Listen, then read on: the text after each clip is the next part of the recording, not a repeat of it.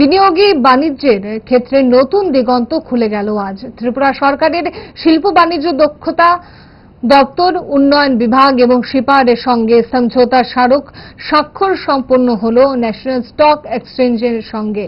ভারত সরকারের বিনিয়োগ বাণিজ্যের তদারকি সংস্থা সেবির তত্ত্বাবধানে এই সমঝোতা স্বাক্ষর হয়েছে। আগরতলা প্রজ্ঞা ভবনে রাজ্যের মুখ্যমন্ত্রীর উপস্থিতিতে এই পর্ব সম্পন্ন হয়। এই সমঝোতার ফলে বিনিয়োগ ব্যবসায় প্রতারক সংস্থার হাত থেকে সুরক্ষা পাবেন বিনিয়োগকারীরা।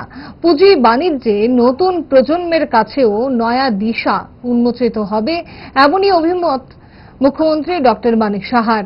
এই অনুষ্ঠানে উপস্থিত ছিলেন শিল্পমন্ত্রী শান্তনা চাকমা, রাজ্যের মুখ্য সচিব জে.কে. সিনহা, রাজ্য সরকারের দুই সচিব অপূর্ব রায় এবং কিরণ গিত্তে।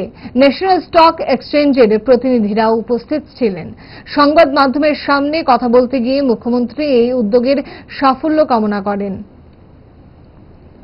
এই শেয়ার বাজার বা এই যে স্টক এক্সচেঞ্জ কে আমরাও সাথে লাগাতে পারি আজকে, কিন্তু সেটা এখানে যে মুভ হলো, এখানে আমাদের যে ডিফারেন্ট যে ডিপার্টমেন্ট গুলো আছে তারা আজকে মুভ করলো। ট্রেনিং এর বিষয়, কিভাবে ফ্রড থেকে আমরা বাঁচতে পারি, একটা প্রপার রেগুলেশন যেন থাকে। তো তার আন্ডারে, সেবির আন্ডারে স্টক এক্সচেঞ্জের সাথে যুক্ত হয়ে সেটা বিভিন্ন আমাদের যে পিএসইউ গুলো আছে তারাও ইচ্ছে করলে তার সুফল পেতে পারে। কিন্তু এর আগে আপনারা আমাদের এখানে বহু ত্রিপুরাতে যারা চিট ফান্ডের যারা এসেছিল আপনারা সবাই জানেন, সারদা, নারদা, বাদ নেই কেন, আরো অনেক।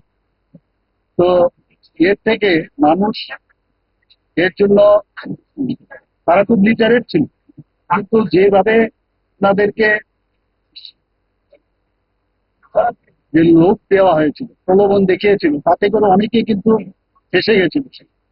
তো সেই জায়গা থেকে বাঁচতে গেলে আজকে যে সেবির তত্ত্বাবধানে যে স্টক এক্সচেঞ্জের মাধ্যমে একটা মানুষ যদি জানে যে কোথায় তার লোক দিয়ে করতে হবে, কোথায় তার টাকাটা যদি সে লাগায় বিনিয়োগ করে সেটা রিফান্ড পাবে প্রপারলি। তো এর জন্য আজকে এক তো গেল এই বিষয়,